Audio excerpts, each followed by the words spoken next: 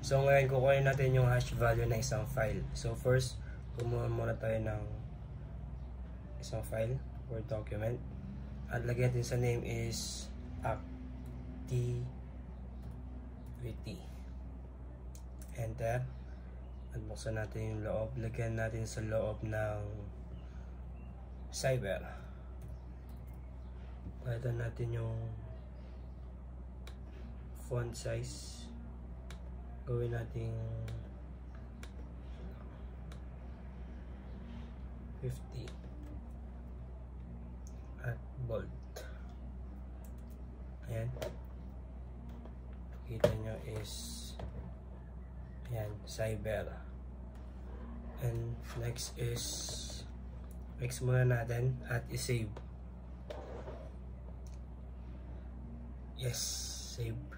At buksan na natin yung hash generator. Hanapin natin yung file name na activity. Yan, activity and generate hash. So, ito yung hash value niya. Yan. Yan yung hash value niya. And next is ito. Igilid muna natin dito muna. Ayan. Tapos, gagawin natin next nyan is i-rename natin yung file na ginawa natin kanina. Lagay natin ay Coldplay. Yun o. Ito. Enter. Yun. Coldplay na. So, pinutin natin ulit yung hash generator. At hanapin natin yung file name na Coldplay.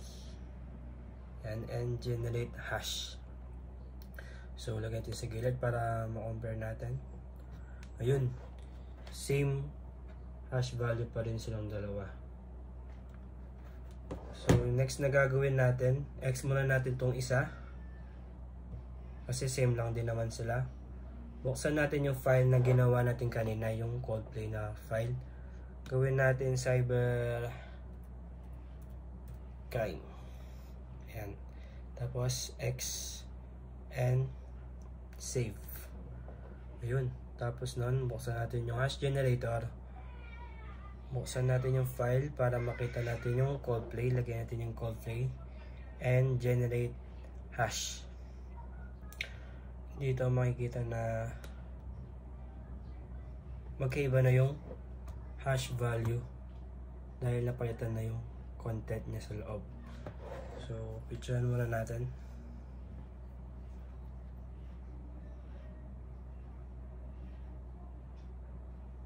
Yan, para sigurado. Yan. Yun lang po, salamat.